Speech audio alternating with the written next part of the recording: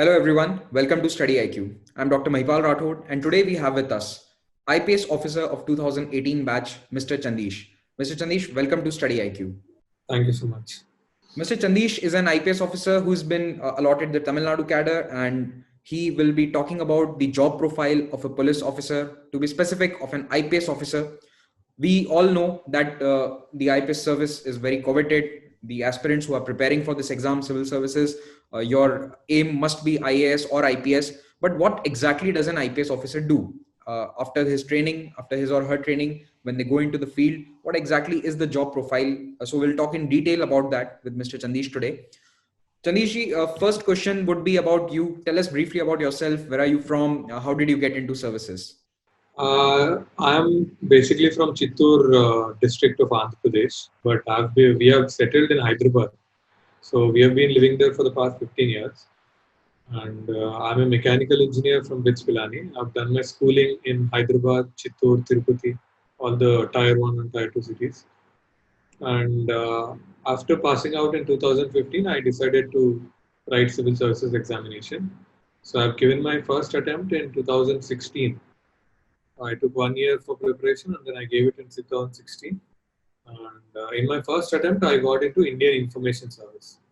So later I had given one more attempt. It was in 17, through which I had got Indian Police Service and I was allocated Tamil Nadu cadre, and I'm currently in training. Yeah, so that's about me. And I had recently written this exam once again. So I've got rank 198 in 2019 Civil Service Examination. Okay. So I assume that you would be getting IPS again? Yeah. I had just given IAS as my preference. So I will not get that. So it's okay. Okay. But congratulations on your achievement. Rank 198 under 200 is an achievement in itself. No mean feat or no small feat.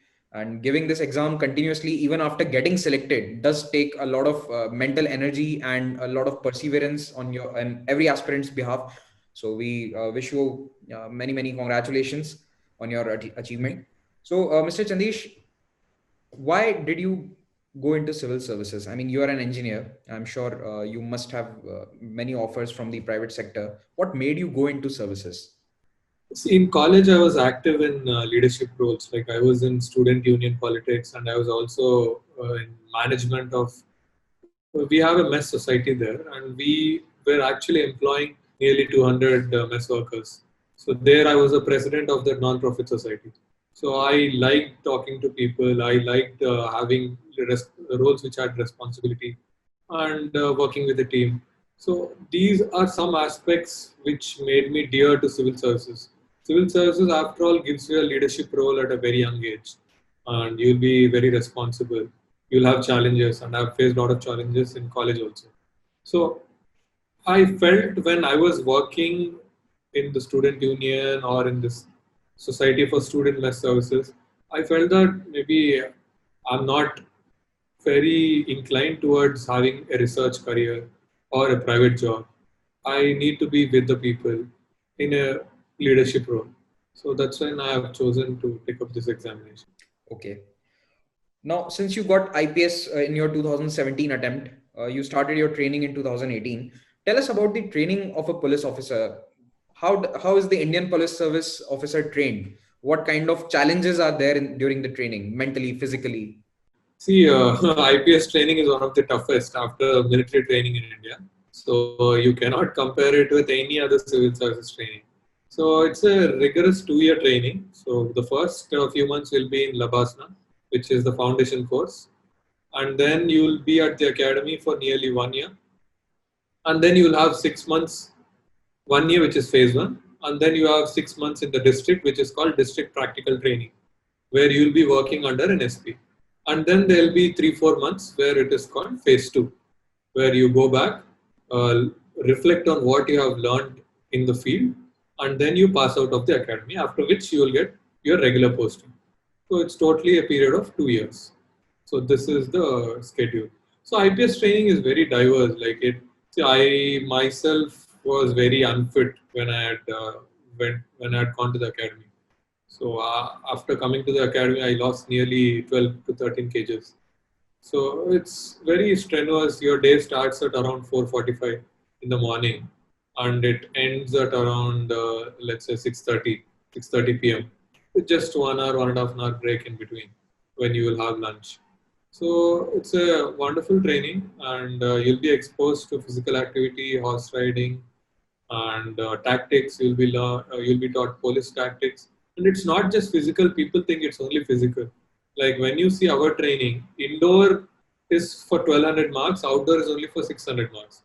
So indoor training is given more importance.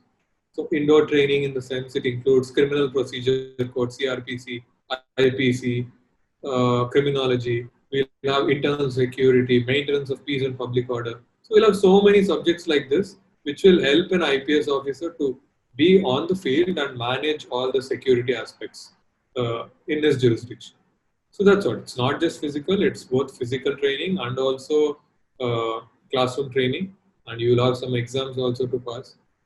So that's and tactics, police tactics will be there. There'll be riot control modules where there'll be model riots, and they'll see how you deal with it. And there is mock court also. It's called moot court. So where you will be acting as an IO, investigation officer. There'll be a judge.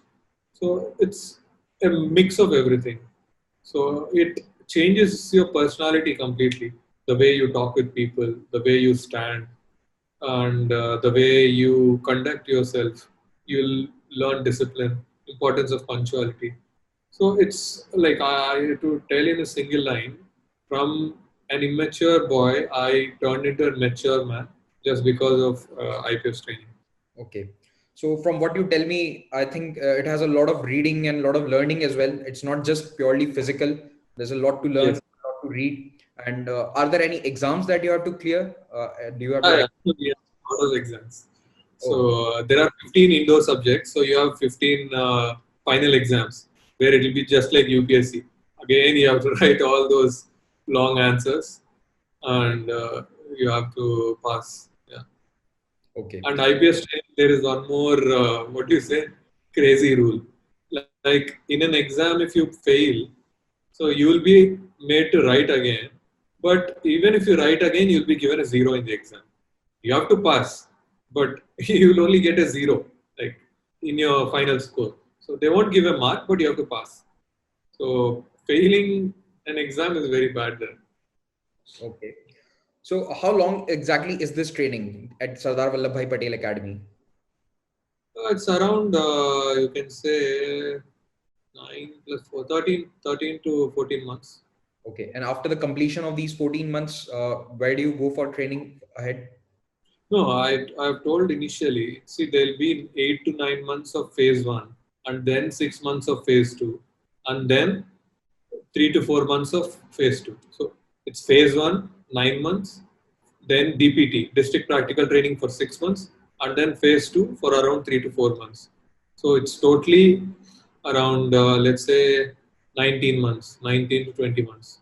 Okay. So this the practical training that you're talking about, what do you do in that training? How's your one day? How's a day like in this training? You'll be made, what do you say, an assistant SP under training. So you'll be given a formal designation as ASP under training. So you'll be with the SP for 1 week, you'll be with the district judge for 1 week, and you'll be with the public prosecutor, and you'll act as the SHO. I mean, not act, you'll be given independent charge of a station for 3 months. And then you'll be given independent charge of a circle for 2 weeks. So it comprises of all this. You learn what is actually policing in reality. Okay. And do you have to face real world situations like riots and whatever law and order situation? Are they, you have to deal with them in this practical training? See, practical training is nothing but you are given everything which happens in a district. Let's say I am in Tamil Nadu. So in Tamil Nadu there is something called Tevar Jayanti, which happens in October. He was an important caste and political leader. So his Jayanti is very important, and it's little what do you say, sensitive situation when his Jayanti comes. So that bandobast is managed by us only. So you'll be exposed to everything. They'll not treat you as a kid. They'll treat you as an officer who has come. and you are put into everything which an SP is put. Okay.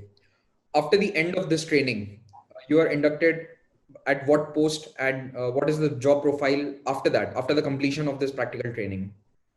See, do you see after after practical training, after phase 2? Yeah.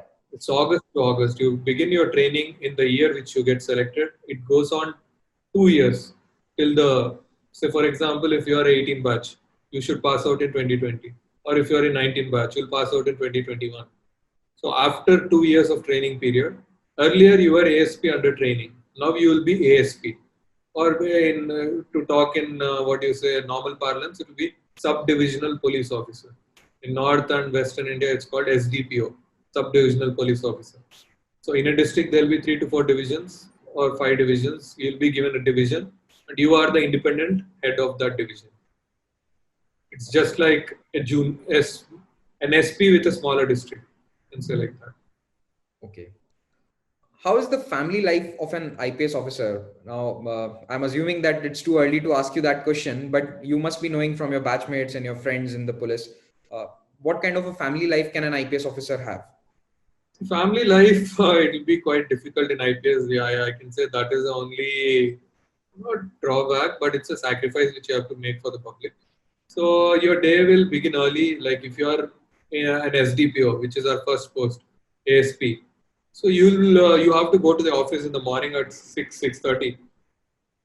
So you will have to go attend the roll calls, and then you'll have phone calls from the IG, from the DIG, from the SP on the previous day's work and previous day's case status. And then you get ready, and then you go to office around 10 o'clock. And then from 10 to 2 p.m. you'll be there.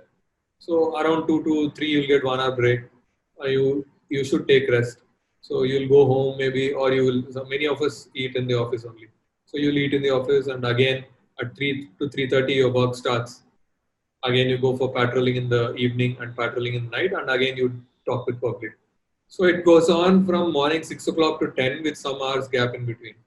So you just have to balance it with an understanding life partner. That's the only thing you can do, because it definitely demands at least 14 to 15 hours work. It's not just us. Constables also work 12 to 16 hours. So policing is all about life. Like if we are little lax, I mean, you lose life. The advantage in IAS is if you're little delaying, there won't be any life loss.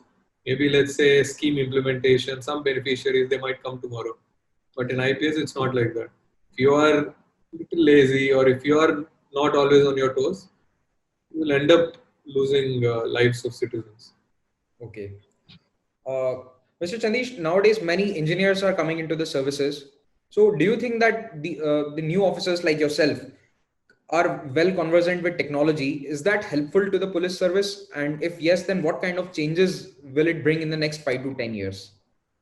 See, policing today, and see this, we are living in fourth revolution. Not just policing, everything in the world in the next few years will revolve around artificial intelligence, big data, Internet of Things, all these things. Everything will be technology linked. Already, Tamil Nadu Police is one of the pioneer in using technology in policing. So, if you are an engineer, obviously you will have an analytical bent of mind, and you can use your skills also. For example, my SP, his name is Mr. Rohit Nathan of Shivaganga district, Tamil Nadu. So he has designed an app to track the COVID patients and to monitor them during the lockdown. And this app was recognized at the Ministry of Home Affairs level itself. So he is a normal single SP, and he made an app which got recognition at MHA level. And MHA is now planning to implement it across the country. So this is one change brought about by a smart engineer who has cracked this exam and become an SP. New innovations have been brought in by the engineers or the new age. People don't know much about the apps, but if you bring awareness, there are so many things. Like there are some apps in Telangana government, also in Tamil Nadu government, where you don't need to call a police officer when like a woman is in trouble. You just need to click a button in her phone on an app. If you just touch it, police will track her location from the phone, and they'll be there in 10 to maximum 5, less than 5 minutes. Yes, we are seeing a lot of apps by all the state police departments for various things like tracking FIRs or even stolen vehicle reports. So a lot of process is getting automated, I would say. And officers like yourself would lead the charge in that, I assume. Now, coming Yeah. to Tamil Nadu, since your cadre is Tamil Nadu, what kind of challenges are there in the policing in the state of Tamil Nadu? Tamil Nadu is relatively one of the most peaceful states in the country. So when compared to the northern and western or eastern parts, one of the most peaceful. And it does not have any major problems like an Naxal threat or let's say religious communal threats. So it does not have as many threats as other states. So, but south of Tamil Nadu, we have caste conflicts. So they continue to be an issue. So caste conflicts will be there, honor killings will be there, and other issues. And cybercrime is increasing in. See, Tamil Nadu is the largest urbanized state in the country. Yes. So when you compare with the larger states, other than Goa or Delhi, so it is the largest urbanized state. So people are becoming more educated and also more digital. Everyone is coming online. So cyber threats are increasing. So in the near future, it will be more about cyber threats, but also the conventional threats like caste conflicts continue to be there. Okay. Now, since you spoke about the challenges, are there any new training modules, or is the government planning to train the new young age officers for cybercrime? Are you guys trained for that? See, we have a whole subject called information technology in policing in IPS, which has one of the highest weightage in our training. So we are taught how to make use of technology, basics of technology, and how we can track criminals using the best of technologies. So they teach you. See, but everything cannot be taught. Obviously, it's a small 9 months training. So it depends on the individual officer, and you have to take self-interest and you have to learn on your own. Okay. Uh, you are from Andhra Pradesh and you have been allotted Tamil Nadu cadre. So was it a challenge learning the language? I'm asking specifically because many aspirants, they dread going to their other states which are not their home cadres. Everybody wants their home cadre or somewhere nearby. So this language issue, although I understand that all India services, they are truly all India in nature, but how difficult is it to learn a new language, and how much time frame does it take? Yeah, I'm still learning. I don't say I'm perfect in it, but now I can understand most of Tamil and I can read and write. So this I can do. And uh, in my case, it has not been a very big challenge because I am from Chittoor. Like my native place is in Chittoor, Andhra Pradesh. So Chittoor is just 20 kilometers from Tamil Nadu border. Like if you want to go from Chittoor to Andhra Pradesh new capital, which is Vizag, it is 1100 kilometers. But if you want to go from Chittoor to Chennai, it's only 140. So it's just very close. So our culture is more or less like Tamil culture. So for me, it has not been a challenge, and I love learning new languages. So it has not been an issue. But obvious, Tamil and Malayalam are the most difficult languages among the Indian languages today. So yeah, they'll take time. But see, being an outsider also has certain advantages. Like if you are an insider, always the political leaders look at you from a caste-centric point of view, from a religion-centric point of view. And there'll be so many friends and neighbors who will put obligations on you. So all those are free when you are an outsider in a state. Right, right. I think that's the spirit of an all India service, and you are embodying that. So actually, the question was, how are you learning the language, and how long does it take? So can you say a rough idea of about 1 year or 6 months? How long would it take to learn the If you want language? to be perfect in a language like Malayalam or Tamil, definitely it will take at least 2 years to be good, well versed. 12 quarters. Okay, okay. So, Chandeesh, it was a pleasure talking to you, and you cleared a lot of doubts or misconceptions that some aspirants might have about the services, about Indian Police Service. And I'm sure they would be inspired by such a young officer as you, and they would work very hard to get into the services themselves. So, thank you very much for taking out the time for Study IQ, and we wish you all the best for your career. Yeah, my pleasure. Thank you.